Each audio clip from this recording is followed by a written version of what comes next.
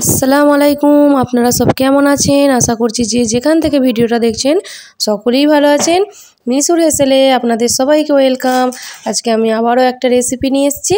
আজকে আমি বানাবো একদম ঘরোয়া স্টাইলে জিলিপি। তাহলে চলুন দেখা যাক কি কি উপকরণ লাগছে। আমি প্রথমে এখানে নিয়ে নিয়েছি একটা বোল, এরপর আমি নিয়ে নিয়েছি 1 বাটি ময়দা। কেউ কাপের মাপ হিসেবেও নিতে পারেন, আমি বাটি নিয়েছি 1 বাটি ময়দা। এরপর আমি দিয়ে দেব এখানে সামান্য বেকিং পাউডার।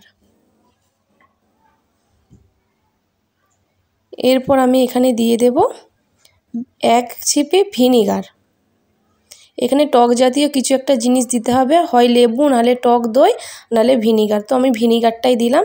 এরপর সবগুলো মিশিয়ে নিয়ে আমি অল্প জল দিয়ে এটাকে এবার একটা ভালো করে ব্যাটার তৈরি করে নেব। দেখতেই পাচ্ছেন জল দেওয়া হয়ে গেছে। অল্প অল্প জল দিয়ে এটা কিন্তু একটা ব্যাটার তৈরি করব।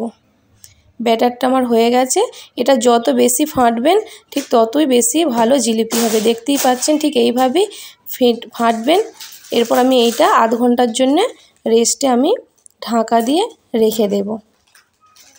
ঠিক এরকম হবে। এরপর আমি চিনির সিরেটা বানিয়ে নেব। এখানে আমি চুলোয় একটা তাওয়া বসিয়ে দিয়েছি। এরপর আমি এখানে 1 কাপ চিনি আর 2টো এলাচ নিয়েছি। এরপর এখানে আমি জল অ্যাড করে দিচ্ছি। এটাকে একটু নেড়ে নিয়ে, খুব ঘন কিন্তু হবে না, একটু পাতলা হালকা হাতে দিয়ে দেখবেন একটু হালকা হলেই এটা বন্ধ করে দেবেন। আর বন্ধ করে দিয়ে একটু লেবু চিপে দেবেন, আর একটু কালারও দিয়ে দিতে পারেন। এইদিকে আমার ব্যাটারটা রেডি হয়ে গেছে। এটার মধ্যে আমি ভরে এবার জিলিপিগুলোকে ভাজবো। এটা আমি একটা সসের বোতল নিয়েছি, কেউ এমনিও বোতল নিতে পারেন। তেলটা ভালোভাবে আমার গরম করে নিয়েছি। এরপর আমি জিলিপিগুলোকে একটা একটা করে দিয়ে আমি ভাজছি। একবারে এক গাদা দেবেন না, একটা দিয়েই যে যেমন ফুলে যাচ্ছে এটা সাইডে সরিয়ে দেবেন, তারপরে আবার একটা দিবেন। দেখতেই পাচ্ছেন আমি কিভাবে দিচ্ছি। একেবারেই সবগুলো দিতে যাবেন না, এরকম একটা করে দেবেন, ফুলে যাবে, এটা সাইড করে দিয়ে তারপরে দেবেন।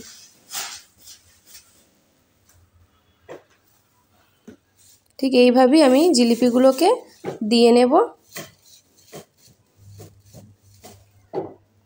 আমি আবারও একটা দিয়ে দেখাচ্ছি।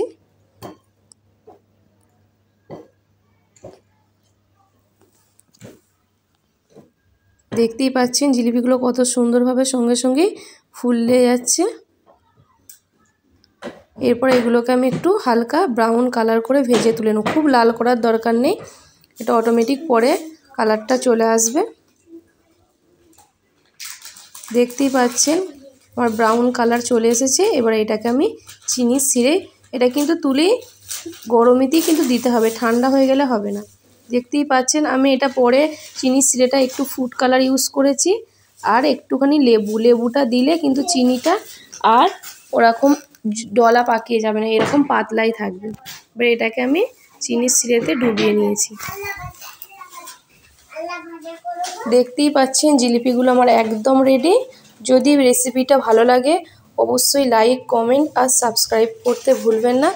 আপনাদের লাইক, কমেন্ট আর সাবস্ক্রাইবের জন্য আমি নিত্য নতুন ভিডিও দিতে আরও উৎসাহ পাবো। আল্লাহ হাফেজ।